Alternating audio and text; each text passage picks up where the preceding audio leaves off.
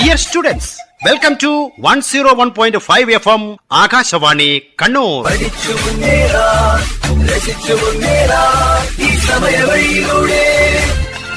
Radio teacher. Radio teacher.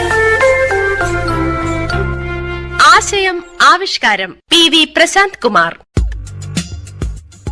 Dear students, 2024 മാർച്ചിൽ SSLC പരീക്ഷ എഴുതുന്ന എല്ലാ കുട്ടികൾക്കും വിജയാശംസകൾ. ഉയർന്ന മാർക്കിലേക്ക് ആകാശവാണിയുടെ ഒരു വഴികാട്ടിയാണ് രാത്രി 8 മണിക്കുള്ള റേഡിയോ ടീച്ചർ പ്രക്ഷേപണ പരമ്പര. ശ്രദ്ധയോടെ കേട്ട് പഠിക്കുക. Let us start. Radio teacher. Radio teacher.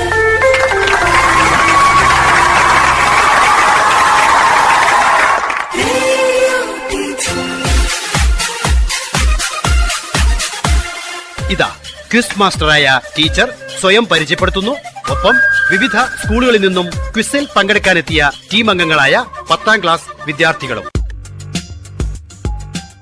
നമസ്കാരം, എൻ്റെ പേര് Sarath VR. Rajiv Gandhi memorial higher secondary school മൊകേരിയിലെ സോഷ്യൽ സയൻസ് അധ്യാപകനാണ്. പ്രശ്നോത്തരിയിൽ പങ്കെടുക്കുന്ന ടീം അംഗങ്ങളെ പരിചയപ്പെടാം. Team A. എൻ്റെ പേര് നേഹ. എൻ്റെ പേര് Shivanya. Muzhappilangad government higher secondary സ്കൂളിൽ നിന്ന് വരുന്നു. Team B. എൻ്റെ പേര് അംന സൈനബ്. എൻ്റെ പേര് മേഘ്ന സുരേഷ്. ഞങ്ങൾ Sacred Heart girls higher secondary school തലശ്ശേരിയിൽ നിന്ന് വരുന്നു. Team C. എൻ്റെ പേര് ദിൽഹ. എൻ്റെ പേര് ഹിബ. ഞങ്ങൾ വളപട്ടണം CH മുഹമ്മദ് കോയ സ്മാരക ഗവൺമെന്റ് ഹയർ സെക്കൻഡറി സ്കൂളിൽ നിന്ന് വരുന്നു. Team D. ഞാൻ സഫ. എൻ്റെ പേര് സൻഹ. ഞങ്ങൾ പുതിയങ്ങാടി ജമാഅത്ത് ഹയർ സെക്കൻഡറി സ്കൂൾ മാടായിൽ നിന്ന് വരുന്നു. Team E. എൻ്റെ പേര് റിത. എൻ്റെ പേര് ശ്രീനന്ദ.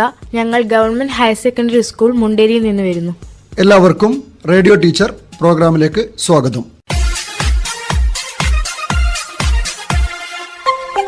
Radio teacher.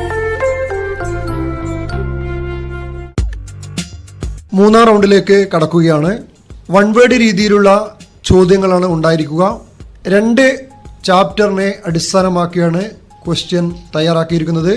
പൗരബോധവും സാമൂഹ്യ ശാസ്ത്രം എന്തിന്, civic consciousness, sociology, what, why. ഓരോ ചോദ്യത്തിനും 5 മാർക്ക് വീതമാണ് ലഭിക്കുക. ഒന്നാമത്തെ ടീമിന് ഉത്തരം അറിയില്ലെങ്കിൽ ആ ചോദ്യം രണ്ടാമത്തെ ടീമിന് പാസ് ചെയ്യുന്നതായിരിക്കും. രണ്ടാമത്തെ ടീം ഉത്തരം പറയുകയാണെങ്കിൽ 3 മാർക്ക് ആ ടീമിന് ലഭിക്കുന്നതായിരിക്കും. രണ്ടാമത്തെ ടീമിന് ഉത്തരം അറിയില്ലെങ്കിൽ ആ ചോദ്യം മറ്റു ടീമുകൾക്ക് പാസ് ചെയ്യുന്നതായിരിക്കും, പക്ഷേ മാർക്ക് ലഭിക്കില്ല.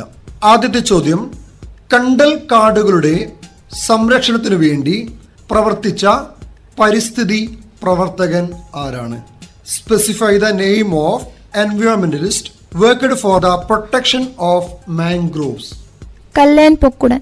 ശരിയായ ഉത്തരം ടീം എക്ക് 5 മാർക്ക് ലഭിച്ചിരിക്കുന്നു. കല്ലേൻ പൊക്കുടൻ കണ്ണൂർ ജില്ലയിലെ പഴയങ്ങാടി ഗ്രാമത്തിൽ ജനിച്ച പ്രശസ്ത പരിസ്ഥിതി സംരക്ഷകനായിരുന്നു കല്ലേൻ പൊക്കുടൻ. കണ്ടൽക്കാടുകൾക്കിടയിൽ എൻ്റെ ജീവിതം എന്നത് അദ്ദേഹത്തിൻ്റെ വളരെ പ്രസിദ്ധമായ ഒരു ആത്മകഥയാണ്. അടുത്ത ചോദ്യം ടീം ബിയോട്. മംഗലാപുരത്തിനടുത്തുള്ള ന്യൂ പദപ്പ ഗ്രാമത്തിൽ പഞ്ചായത്ത് സ്കൂൾ സ്ഥാപിച്ച് ആയിരക്കണക്കിന് കുട്ടികൾക്ക് വിദ്യാഭ്യാസ അവസരം നൽകിയ വ്യക്തി ആരാണ്?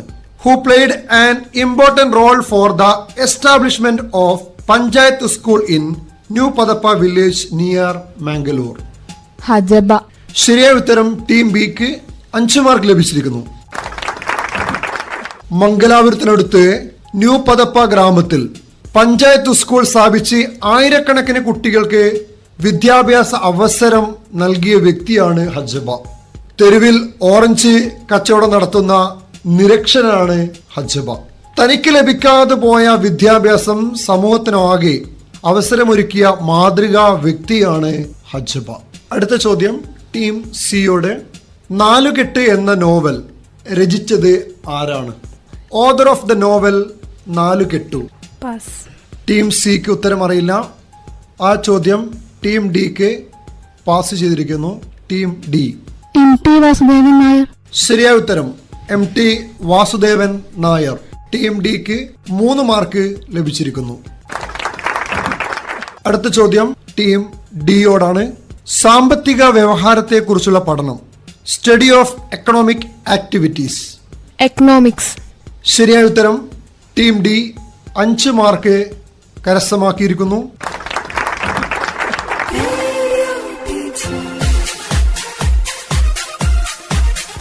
അടുത്ത ചോദ്യം team ഇയോടാണ്.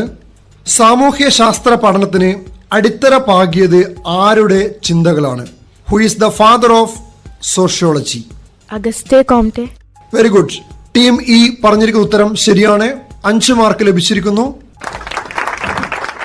August Comte, father of sociology. അദ്ദേഹം ഒരു ഫ്രഞ്ച് തത്വചിന്തകനാണ്. അടുത്ത ചോദ്യം ടീം ഇയോട് തന്നെയാണ്.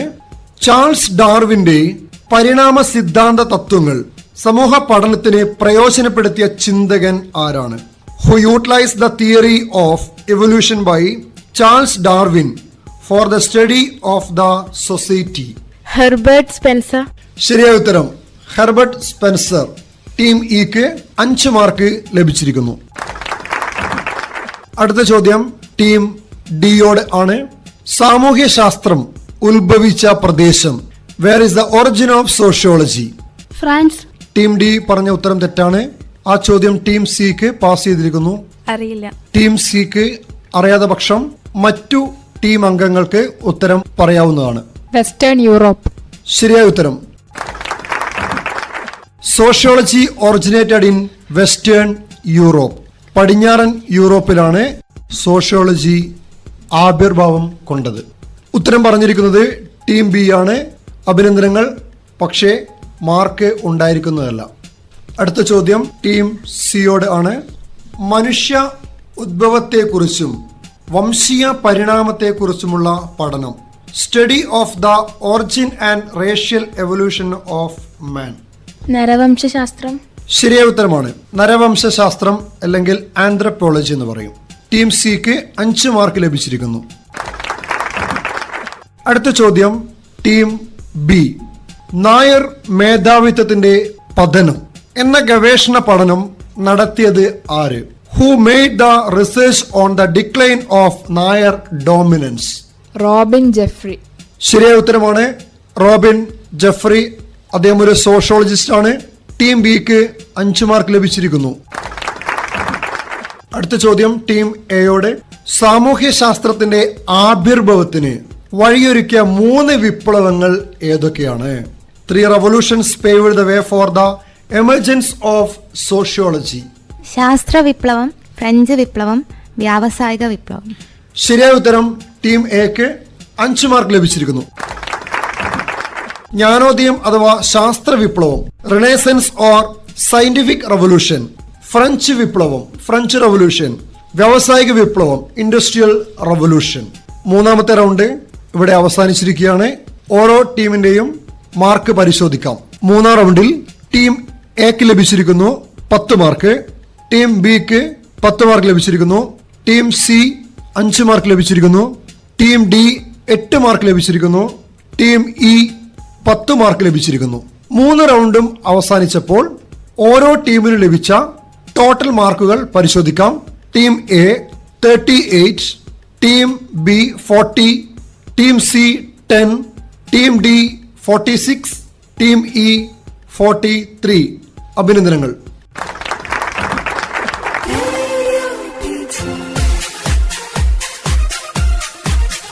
അടുത്ത റൗണ്ട് 4ാം റൗണ്ട്. ഇതിന്റെ പ്രത്യേകത എന്തെന്ന് വെച്ചാൽ 3 പാഠഭാഗത്തെയും ആസ്പദമാക്കിക്കൊണ്ടുള്ള ഷോർട്ട് നോട്ടുകളാണ് ചോദിക്കുക.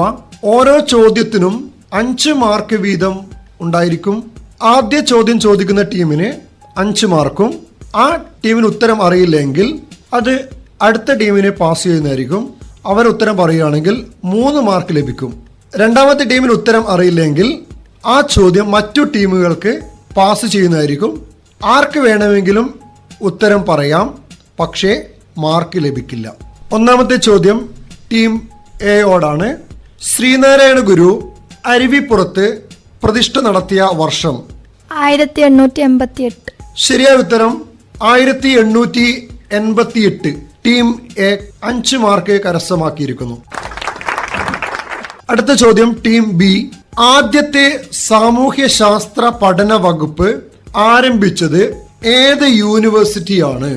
Which university started the first social studies department? University of Bombay. ശരിയായ ഉത്തരം ബോംബെ സർവകലാശാല, university of Bombay. Team B 5 mark കരസ്ഥമാക്കിയിരിക്കുന്നു. അടുത്ത ചോദ്യം ടീം സി. കേരള സംസ്ഥാനം രൂപം കൊണ്ടപ്പോൾ കേരളത്തോട് കൂട്ടിച്ചേർത്ത തെക്കൻ കർണാടകത്തിലെ ഭാഗമായിരുന്ന താലൂക്ക് ഏതാണ്?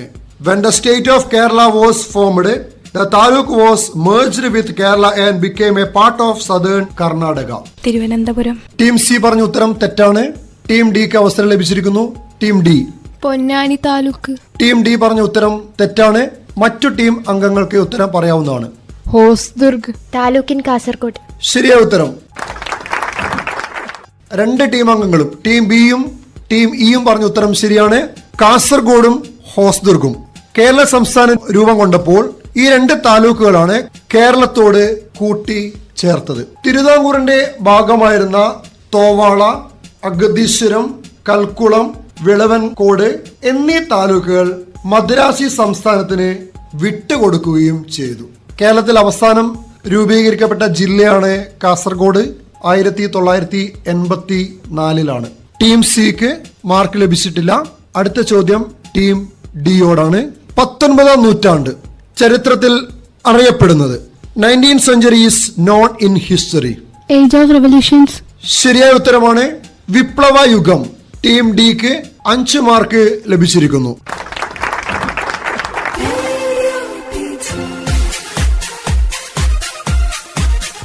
അടുത്ത ചോദ്യം ടീം ഇയോടാണ്. ഇന്ത്യയിൽ സാമൂഹ്യ ശാസ്ത്ര പഠനത്തിന് പ്രധാന സംഭാവന നൽകിയവർ ആരൊക്കെയാണ്? Major contributors to the study of sociology in India. DP Mukherjee, MN Srinivas. Okay, ശരിയായ ഉത്തരം GS ഗുരിയെ, AR Desai, SSC Dube, MN Srinivas, DP Mukherjee have made valuable contribution to the study of sociology in India. Team ഇക്ക് 5 മാർക്ക് ലഭിച്ചിരിക്കുന്നു.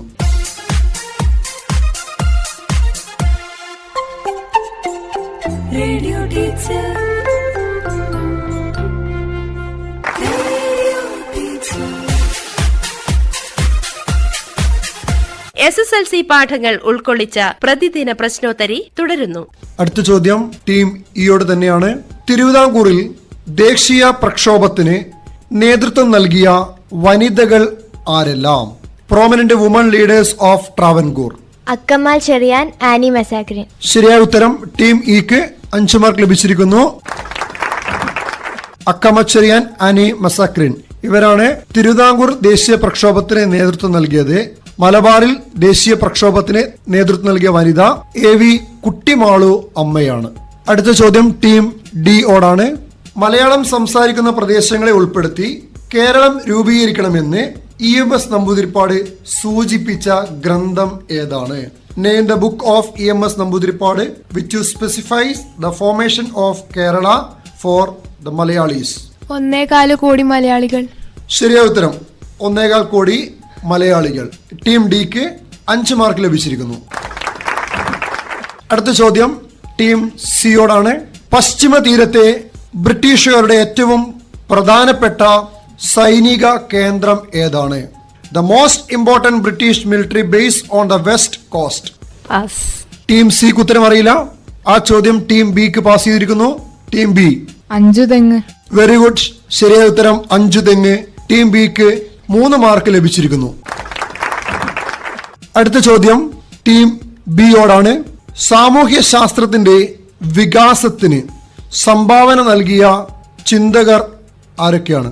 thinkers who contributed to the development of social science. Karl Marx, Max Weber. ശരിയായ ഉത്തരം team ബിക്ക് 5 mark ലഭിച്ചിരിക്കുന്നു. Karl Marx, Emile Durkheim, Max Weber etc. have made important contribution to the development of sociology. അടുത്ത ചോദ്യം team എയോടാണ്. സാമൂഹ്യ ശാസ്ത്രത്തിന്റെ പഠന രീതികൾ എന്തെല്ലാം? What are the methods of study in sociology? Social survey, അഭിമുഖം, കേസ് സ്റ്റഡി, നിരീക്ഷണം. ശരിയായ ഉത്തരം. ടീം എക്ക് 5 മാർക്ക് ലഭിച്ചിരിക്കുന്നു. സോഷ്യൽ സർവേ, അഭിമുഖം, ഇന്റർവ്യൂ, നിരീക്ഷണം. നിരീക്ഷണം തന്നെ 2 രീതിയിലുള്ള നിരീക്ഷണമുണ്ട്. Participant observation and non participant observation. Case study. ഇതാണ് സാമൂഹ്യ ശാസ്ത്ര പഠനത്തിന്റെ 4 രീതികൾ. റൗണ്ട് 4 മാർക്കുകൾ പരിശോധിക്കാം.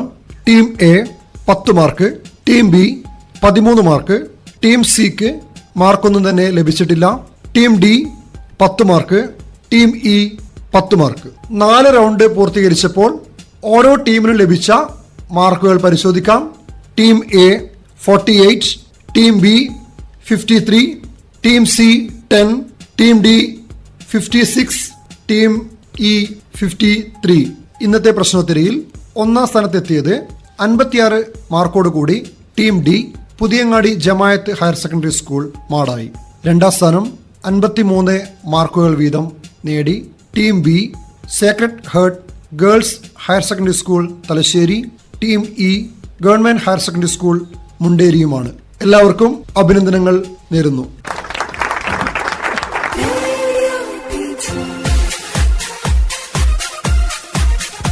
മൂന്ന് പാഠഭാഗത്തിലെയും കുറച്ച് കാര്യങ്ങൾ കൂടി കൂട്ടിച്ചേർക്കാം. കേരളം ലോക കമ്പോളത്തിന്റെ ഭാഗമാവുന്നു. ഭരണനിയന്ത്രണം ബ്രിട്ടീഷുകാർ ഏറ്റെടുത്തതോടുകൂടി ഇവിടുത്തെ ഉൽപ്പന്നങ്ങൾ ചുരുങ്ങിയ വിലയ്ക്ക് കൈക്കലാക്കുകയും അവരുടെ നാട്ടിലുണ്ടാക്കുന്ന വ്യാവസായിക ഉൽപ്പന്നങ്ങൾ ഉയർന്ന വിലയ്ക്ക് ഇവിടെ വിറ്റഴിക്കുകയും ചെയ്തു. ഇതോടെ സ്വയം പര്യാപ്തമായിരുന്ന നമ്മുടെ ഗ്രാമീണ സമ്പദ് വ്യവസ്ഥ തകർന്നു. ബ്രിട്ടീഷ് ഭരണത്തിന് കീഴിൽ വിദേശ വ്യാപാരം വൻതോതിൽ വർദ്ധിച്ചു.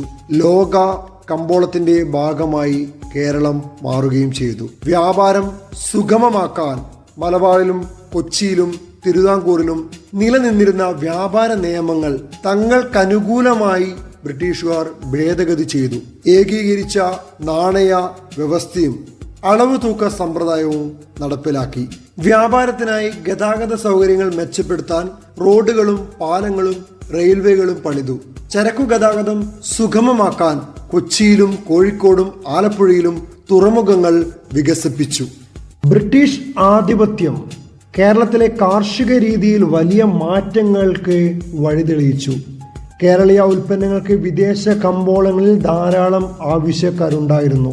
മലയോര പ്രദേശങ്ങളിൽ കാപ്പി, തേയില, ഏലം, റബ്ബർ എന്നിവ വൻകിട തോട്ടങ്ങളിലായി കൃഷി ചെയ്യാൻ തുടങ്ങി. മറ്റു വിളകൾ കൃഷി ചെയ്തതോടെ നെല്ലിന്റെ ഉൽപാദനം കുറയുകയും പല പ്രദേശങ്ങളിലും ഭക്ഷ്യക്ഷാമം പടർന്നു പിടിക്കുകയും ചെയ്തു.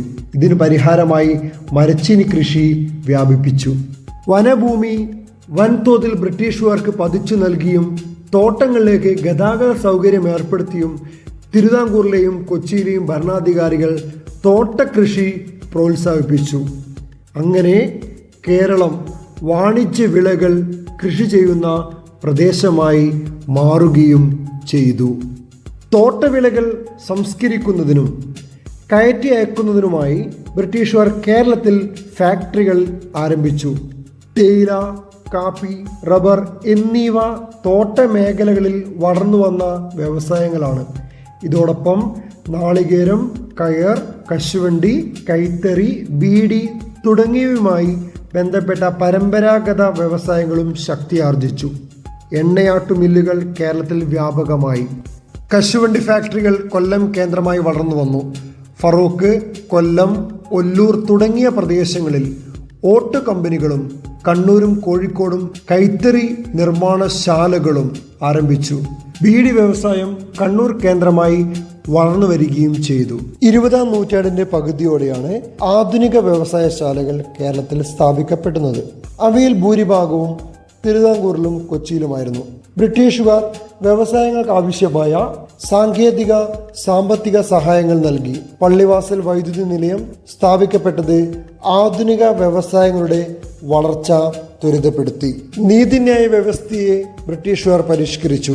കുറ്റവാളിയുടെ വാദം കേട്ട ശേഷം കുറ്റത്തിന്റെ സ്വഭാവത്തിനനുസരിച്ച് ഏകീകൃതമായ ശിക്ഷാവിധികൾ നടപ്പിലാക്കാൻ തുടങ്ങി. ഇതോടെ ജാതിക്കതീതമായി നിയമത്തിന് മുന്നിൽ എല്ലാവരും തുല്യരായി. കേസുകളുടെ വിചാരണക്കായി വിവിധ സ്ഥലങ്ങളിൽ കോടതികൾ സ്ഥാപിച്ചു. ജാതി വ്യവസ്ഥയുടെ കാർക്കശ്യം ആ കാലത്ത് കേരളത്തിൽ ശക്തമായിരുന്നു. താഴ്ന്ന ജാതിക്കാരെ തൊട്ടുകൂടാത്തവരും തീണ്ടിക്കൂടാത്തവരുമായാണ് കണക്കാക്കിയിരുന്നത്. ഒരു വ്യക്തിയുടെ സമൂഹത്തിലെ പദവി തീരുമാനിക്കുന്നത് ജനിച്ച ജാതിയെ അടിസ്ഥാനമാക്കിയായിരുന്നു. ഓരോ ജാതിയിലും ധാരാളം അന്ധവിശ്വാസങ്ങളും അനാചാരങ്ങളും നിലനിന്നിരുന്നു. ആധുനിക വിദ്യാഭ്യാസത്തിന്റെ പ്രചാരവും പാശ്ചാത്യ ആശയങ്ങളോടുള്ള സമ്പർക്കവും മൂലം ജാതി വ്യവസ്ഥിതിയുടെയും അന്ധവിശ്വാസങ്ങളുടെയും യുക്തിരാഹിത്യം കേരളീയർക്ക് ബോധ്യമായി. ഗുരുവായൂർ ക്ഷേത്രത്തിൽ എല്ലാ ജാതിയിലും പെട്ട ഹിന്ദുക്കൾക്ക് പ്രവേശനം അനുവദിക്കണമെന്നാവശ്യപ്പെട്ട് കെ കേളപ്പന്റെ നേതൃത്വത്തിൽ 1931 ഗുരുവായൂർ സത്യാഗ്രഹം നടന്നു. AK ഗോപാലനായിരുന്നു സമരത്തിന്റെ വളണ്ടിയർ ക്യാപ്റ്റൻ. ഈ സത്യാഗ്രഹത്തിൽ P കൃഷ്ണപിള്ളയ്ക്ക് ക്രൂരമായ മർദ്ദനമേൽക്കുകയും ചെയ്തു. ഈ ജനകീയ സമരങ്ങളുടെ എല്ലാം ഫലമായാണ് 1936 നവംബർ 12 തിരുവിതാംകൂറിൽ ക്ഷേത്രപ്രവേശന വിളംബരം പുറപ്പെടുവിച്ചത്. തുടർന്ന് മദ്രാശി ക്ഷേത്രപ്രവേശന വിളംബര പ്രകാരം മലബാറിലും കൊച്ചി രാജാവിന്റെ വിളംബര പ്രകാരം കൊച്ചിയിലും എല്ലാ വിഭാഗങ്ങൾക്കും ആരാധന സ്വാതന്ത്ര്യം ലഭിച്ചു. 1938 പട്ടം താവണപ്പിള്ള പ്രസിഡന്റായി തിരുവിതാംകൂർ സ്റ്റേറ്റ് കോൺഗ്രസ് രൂപം കൊണ്ടതോടെ തിരുവിതാംകൂറിൽ രാഷ്ട്രീയ പ്രവർത്തനങ്ങൾ സജീവമാകാൻ തുടങ്ങി. ദിവാൻ സർ CP രാമസ്വാമി അയ്യരുടെ ഭരണപരിഷ്കാരങ്ങൾക്കെതിരെ 1946 നടന്ന പുന്നപ്ര വയലാർ സമരത്തോടെ തൊഴിലാളികളും രാഷ്ട്രീയ രംഗത്തേക്ക് വന്നു. ദേശീയ പ്രസ്ഥാനം മലബാറിലും തിരുവിതാംകൂറിലും കൊച്ചിയിലും ശക്തമായിരുന്നു. 1930കളിൽ നിയമലംഘന പ്രസ്ഥാനം മലബാറിൽ ശക്തമായി.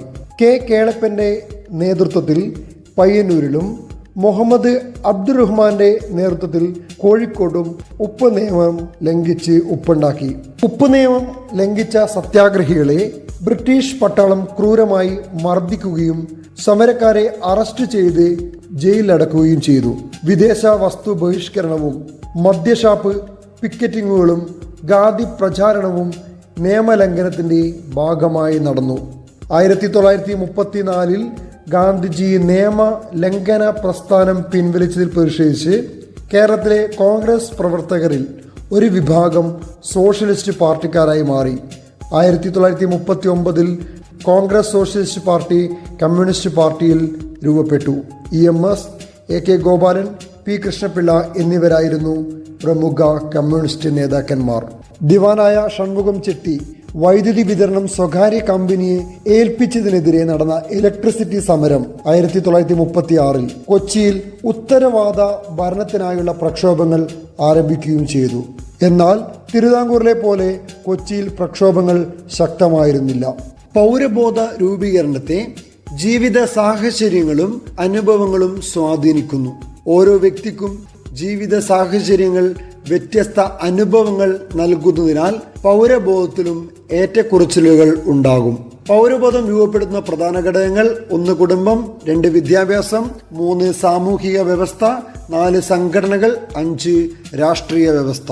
ഓരോ ഘടകവും വ്യക്തിത്വ രൂപീകരണത്തെ വളരെയധികം സ്വാധീനിക്കുന്നുണ്ട്. അവ മനുഷ്യന്റെ ചിന്തയെയും പ്രവർത്തനത്തെയും രൂപപ്പെടുത്തുന്നു. അനുകൂലമായ സാഹചര്യങ്ങൾ മാത്രമല്ല, പ്രതികൂലവും വെല്ലുവിളി ഉയർത്തുന്നതുമായ സാഹചര്യങ്ങളും ഒരു വ്യക്തിയിൽ ശക്തമായ പൗരബോധം രൂപപ്പെടുത്തുന്നതിന് സഹായകരമാകും. പൗരബോധം എങ്ങനെ വളർത്തിയെടുക്കാം? പൗരബോധം വളർത്തിയെടുക്കുകയും നിലനിർത്തുകയും ചെയ്യേണ്ടത് അനിവാര്യമാണ്. പൗരബോധം വളർത്തിയെടുക്കുന്നതിന് ബോധപൂർവമായ ശ്രമങ്ങൾ ആവശ്യമാണ്. ഏത് സമൂഹവും പൗരബോധം വളർത്തുന്നതിന് ക്രിയാത്മകമായ നടപടികൾ കൈക്കൊള്ളാറുണ്ട്. സാമൂഹിക നന്മ പൂർണ്ണമായും ഉൾക്കൊണ്ടുകൊണ്ട് നടത്തുന്ന ക്രിയാത്മക ഇടപെടലിലൂടെ മാത്രമേ എല്ലാവരിലും പൗരബോധം വളർത്തിയെടുക്കാൻ കഴിയുള്ളൂ. ഏതാനും ചില മാർഗങ്ങൾ പറയുന്നു. കുടുംബം: മുതിർന്നവരെ ബഹുമാനിക്കാനും സമൂഹ സേവനത്തിൽ ഏർപ്പെടാനും നാം പഠിക്കുന്നത് പ്രാഥമിക സ്ഥാപനമായ കുടുംബത്തിൽ നിന്നാണ്. അംഗങ്ങളിൽ കർത്തവ്യബോധം വളർത്തുന്നതിലും നിലനിർത്തുന്നതിലും കുടുംബം വലിയ പങ്കുവഹിക്കുന്നു. ഓരോ വ്യക്തിയും കുടുംബത്തിനു വേണ്ടിയും കുടുംബം സമൂഹത്തിനു വേണ്ടിയുമാണെന്ന ബോധ്യം കുടുംബാന്തരീക്ഷത്തിൽ വളർത്തിയെടുക്കാൻ കഴിയണം. വിദ്യാഭ്യാസം വിവിധ വിഷയങ്ങളുടെ പഠനത്തിലൂടെ ലഭിക്കുന്ന അറിവുകൾ സമൂഹത്തിന് പ്രയോജനകരമായ രീതിയിൽ ഉപയോഗിക്കാൻ വ്യക്തിയെ പ്രാപ്തനാക്കുകയാണ് വിദ്യാഭ്യാസത്തിന്റെ ലക്ഷ്യം. മൂല്യബോധം, സഹിഷ്ണുത, നേതൃത്വ ഗുണം, പരിസ്ഥിതി ബോധം, ശാസ്ത്രാവബോധം തുടങ്ങിയവ വളർത്തിയെടുക്കാൻ വിദ്യാഭ്യാസം സഹായിക്കും. സംഘടനകൾ രാഷ്ട്രീയവും സാമൂഹികവും സാമ്പത്തികവും സാംസ്കാരികവുമായ നിരവധി സംഘടനകൾ നമ്മുടെ സമൂഹത്തിലുണ്ട്. സേവന സന്നദ്ധതയോടെ പ്രവർത്തിക്കാൻ ഒരു വ്യക്തിയെ പ്രാപ്തനാക്കുന്നത് പലപ്പോഴും ഇത്തരം സംഘടനകളാണ്. മാധ്യമങ്ങൾ പൗരബോധ രൂപീകരണത്തിൽ മാധ്യമങ്ങൾക്ക് വലിയ സ്ഥാനമാണുള്ളത്. അച്ചടി മാധ്യമങ്ങളും ഇലക്ട്രോണിക് മാധ്യമങ്ങളും സമൂഹത്തെ വളരെയധികം സ്വാധീനിക്കുന്നുണ്ട്. വാർത്തകളും വിവരങ്ങളും ജനങ്ങളിൽ എത്തിക്കുന്നത് മാധ്യമങ്ങളാണ്. ശരിയായതും വസ്തുനിഷ്ഠവുമായ വിവരങ്ങൾ ക്രിയാത്മകമായ ആശയ രൂപീകരണത്തിലേക്ക് നയിക്കും. മാധ്യമങ്ങൾ നിഷ്പക്ഷവും സ്വതന്ത്രവുമായിരിക്കണം. മാധ്യമങ്ങളിൽ നിന്ന് ലഭിക്കുന്ന അറിവുകൾ വിമർശനാത്മകമായി വിലയിരുത്തണം. ജനാധിപത്യ വ്യവസ്ഥ പൗരബോധം വളർത്തിയെടുക്കുന്നതിന് സഹായിക്കുന്ന എല്ലാ ഘടകങ്ങളുടെയും അടിസ്ഥാനം ജനാധിപത്യമാണ്. ജനാധിപത്യം ഒരു ഭരണക്രമം എന്നതിലുപരി ജീവിതശൈലിയാണ്. നമ്മുടെ എല്ലാ പ്രവർത്തനങ്ങളിലും ജനാധിപത്യ സമീപനം ഉണ്ടായിരിക്കണം. ജനങ്ങൾ പരസ്പര സഹകരണത്തോടെ ജീവിക്കേണ്ടത് ജനാധിപത്യ സമൂഹത്തിന് അനിവാര്യമാണ്. മറ്റുള്ളവരിൽ നിന്നും സ്വീകരിക്കുന്ന സഹകരണവും പിന്തുണയും തിരികെ നൽകുക എന്നത് ഉയർന്ന ജനാധിപത്യ ബോധത്തിന്റെ അടയാളമാണ്.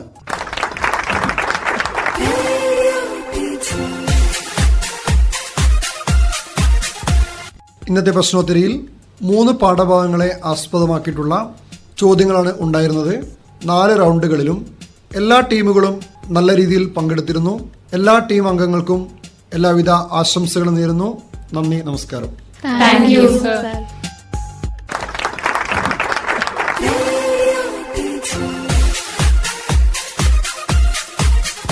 റേഡിയോ ടീച്ചർ നാളെ ഇതേ സമയം സംസ്കൃതം പ്രശ്നോത്തരി കേൾക്കാം. Quiz master MV Lasithakumari, higher secondary school, Sivapuram. അവതരണം ആകാശവാണി കണ്ണൂർ. ആശയം ആവിഷ്കാരം PV പ്രശാന്ത് കുമാർ. നിർവഹണ സഹായം AK രതീഷ്, കവിതാനാഥ്, ശ്രീകല ബിജു, ജ്യോതി രാജീവ്, സഞ്ജന രാമകൃഷ്ണൻ.